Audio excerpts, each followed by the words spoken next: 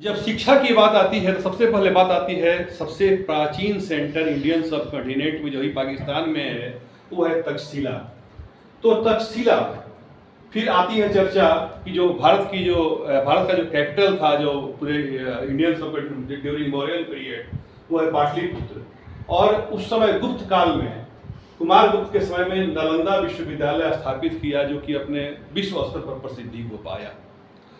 तो आज मुख्य समय चर्चा करूंगा कि क्या पाटलिपुत्र के ह्रास और नालंदा के उत्थान या क्या नालंदा के बनने से, नालंदा के महाविहार को बनने से, क्योंकि नालंदा जो यूनिवर्सिटी था वो बना था, हो सकता है कि वहाँ पहले छोटे पैमाने पर कुछ वहाँ पर बौद्ध विहार हो।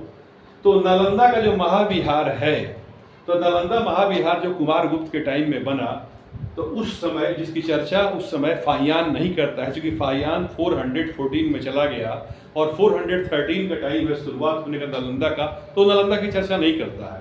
और जबकि ह्वेनसांग वहीं आकर के नालंदा में रहता है और अपने सारे नॉलेज को वहाँ पर गेन करता है। तो आप ये देखें कि पहले मैं आ रहा हूँ तक्षशिला के बारे में, तो फेमस हिस्टोरियन जो है उस समय के, तो फेमस हिस्टोरियन हरप्रसाद शास्त्री हैं। तो हरप्रसाद शास्त्री ये कहते हैं कि तक्षशिला जब डैरियस के हाथों में चला गया तो भारत में शिक्षा जो था वो पाटलिपुत्र में, शिक्षा का केंद्र पाटलिपुत्र हो गया और पाटलिपुत्र में बड़े बड़े विद्वान रहने लगे। और उस समय चूंकि राजशेखर के काव्य मीमांसा में जानकारी मिलती है कि यहाँ विद्वानों की परीक्षा होती थी पाटलिपुत्रा में। और पाटलिपुत्र में विनय पीटक के संकलन के लिए फाहियान यहाँ पर 3 ईयर्स तक रहा था। क्योंकि फाहियान जब आया था तो फाहियान के आने का टाइम में 399 से लेकर के 314 तक फाहियान रहा है। तो वो चंद्रगुप्त विक्रमादित्य का टाइम है, जो कि फेमस विक्रमादित्य जो चंद्रगुप्त सेकंड जो है उनका टाइम है। और उस समय वो रहता है, उस समय वो पाटलिपुत्र में रहता है और विनय पीटक के संकलन के लिए, क्योंकि जो जेम्स लेगे का ट्रांसलेशन है, जो चाइनीज जो ट्रांसलेशन है फाहियान के इसका, तो उसमें मैं देखा कि वो 3 साल तक पाटलिपुत्र में रहा, यहाँ पर विनय का संकलन किया। आगे चल करके जब देखते हैं कि यही जब ह्वेनसांग आते हैं तो ह्वेनसांग नालंदा में रहते हैं और वहाँ पर सारे अध्ययन करते हैं। उस समय वहाँ के चांसलर शीलभद्र हैं। देखिए ऐसे मतलब जो पाटलिपुत्र, मैं मुख्य विषय पर आ रहा हूँ कि पाटलिपुत्र में जो पाटलिपुत्र का जो सेंटर है, ये जो राजनीतिक केंद्र था, शैक्षणिक केंद्र था, बहुत बड़ा सेंटर था। तो जो हरप्रसाद शास्त्री कहते हैं कि तक्षशिला के पराभव के बाद से पाटलिपुत्र का दिन आया। एक ऐसा समय भी आया कि नालंदा के खुलने से, नालंदा यूनिवर्सिटी के एस्टेब्लिश होने से, नालंदा विश्वविद्यालय महाविहार के एस्टेब्लिश होने से जो कुमार गुप्त के टाइम में हुआ, वहाँ पाटलिपुत्र पर एकदम स्पष्ट असर दिखाई देता है। कुछ बातें थोड़ा आगे बढ़ करके, चूंकि मैं आर्कियोलॉजी में थोड़ा सा ले चलता हूँ, क्योंकि पटना में एक्सकैवेशन बहुत सारी जगह पर हुआ है। लगभग 40 के आसपास, 40 के आसपास पटना में एक्सकैवेशन हो चुके, फ्रॉम उस समय के वेडल से लेकर के और उसके बाद जो एक्सकैवेशन शुरू हुआ। और फिर यहाँ रिसर्च इंस्टीट्यूट के पी जायसवाल के द्वारा भी काफ़ी एक्सकैवेशन किया गया, गंगा के घाटों से लेकर के मंगल तालाब, तुलसी मंडी से लेकर के और इधर के और काफ़ी रामपुर, बहादुरपुर, ये सारे लोहानीपुर, ये सारे जगह हुए। लेकिन सबसे अच्छा कहीं रिपोर्ट है अगर पटना पर, तो सबसे अच्छा रिपोर्ट है अल्तेकर मिश्रा का, जो कि 51 से लेकर के 55 तक, 1951 से लेकर के 55 तक जो एक्सकैवेशन हुआ, report on excavation of Kumhrar. चूंकि वो कुम्हरार ही बोलते थे, वो कुम्हरार नहीं बोलते थे, कुम्हरार ही बोलते थे। ये कहते थे कि यहाँ पर अवश्य में कोई न कोई कुमार विहार यहाँ पर अवश्य होगा, तो वो कुम्हरार ही लिखते थे। तो कुम्हरार में जो एक्सकैवेशन हुआ तो बड़ा ही उनका सही ढंग से उन्होंने अल्तेकर साहब बहुत बड़े विद्वान थे, आर्कियोलॉजी के आदमी नहीं थे लेकिन बहुत बड़े विद्वान थे। तो उन्होंने जो एक्सकैवेशन कराया बड़े ही सिस्टमेटिक ढंग से करवाया। और वहाँ जो पीरियड वाइज हम देखते हैं कि पीरियड वाइज वहाँ पर मिले हैं, जो पॉटरी मिले हैं जो भी वहाँ पर, तो उसकी संख्या क्या है, तो हम 150 BC तक पीरियड 1 माना जाता है और फिर 100 AD तक पीरियड 2 है और 300 AD तक पीरियड 3 है और 450 AD तक पीरियड 4 है। इसके बाद से पीरियड 5 आता है जो कि 600 तक है।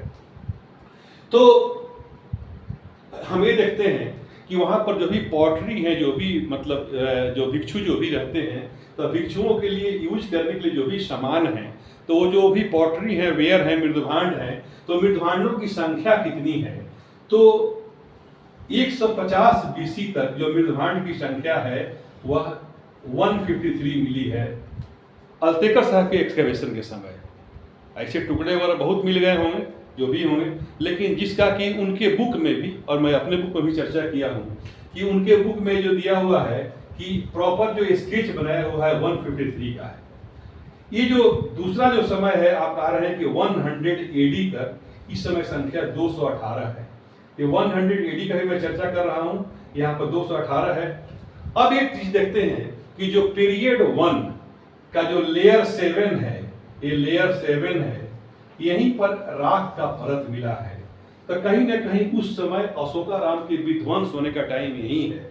लेकिन अशोकाराम के विध्वंस होने के बाद भी आप देख रहे हैं कि पाटलिपुत्र वैसा ही ग्रो कर रहा है और उसमें कोई दिक्कत नहीं है। और ये फर्स्ट सेंचुरी एडी तक का जो पीरियड है वह पीरियड 2 है, जिसमें कि मृदभांडों की संख्या बढ़ करके 218 हो गई है।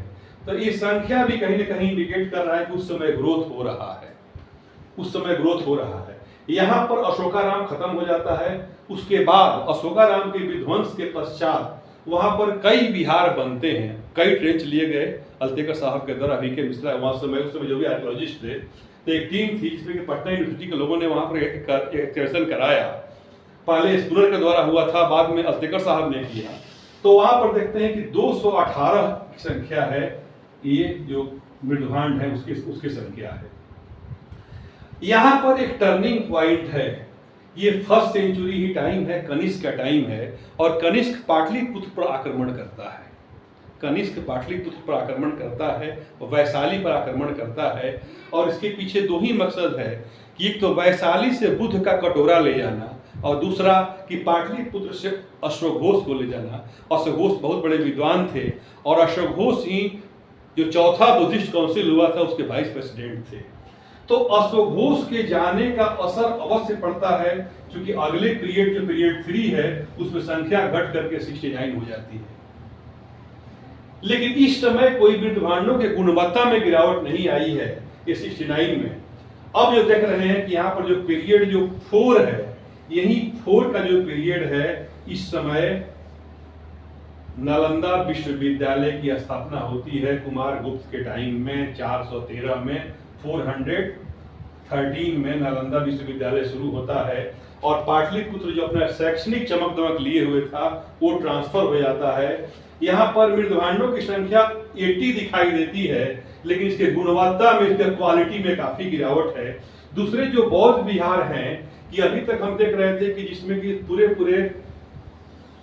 पहले तो अशोकाराम था, तो 80 पिलर्ड हॉल ऑफ कुम्हरार या अशोकाराम उसको बोला ही गया है। 80 पिलर्ड हॉल जहाँ की बुद्धिस्ट काउंसिल हुआ था, जिस काउंसिल में अशोका बैठे और जिस काउंसिल में मुगलिपुत्र तीसरे बैठे, और इन्होंने सारे भिक्षुओं को बुला करके उनसे बुद्धा का डॉक्ट्रिन पूछा कि बुद्धा के उपदेश क्या है।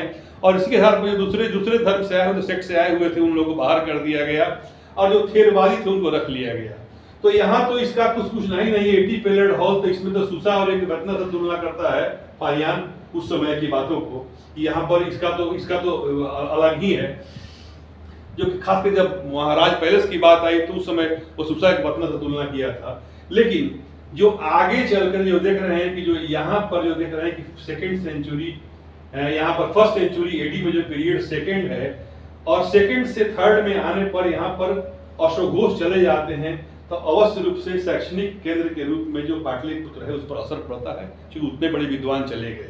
इसके बाद से हम ये देख रहे हैं कि जो पीरियड 4 है, पीरियड 4 में देख रहे हैं कि जो भी ये सेकेंड में, थर्ड में जो भी बौद्ध विहार बने हुए हैं, तो पीरियड 4 का जो बौद्ध विहार है, जो गुप्त काल का ही टाइम है, तो पीरियड 4 में जो बौद्ध विहार है, इसमें 300 से 450 के बीच इसमें टूटे हुए ईंट का इस्तेमाल हुआ है, इसमें टूटे हुए ईंट का इस्तेमाल हुआ है।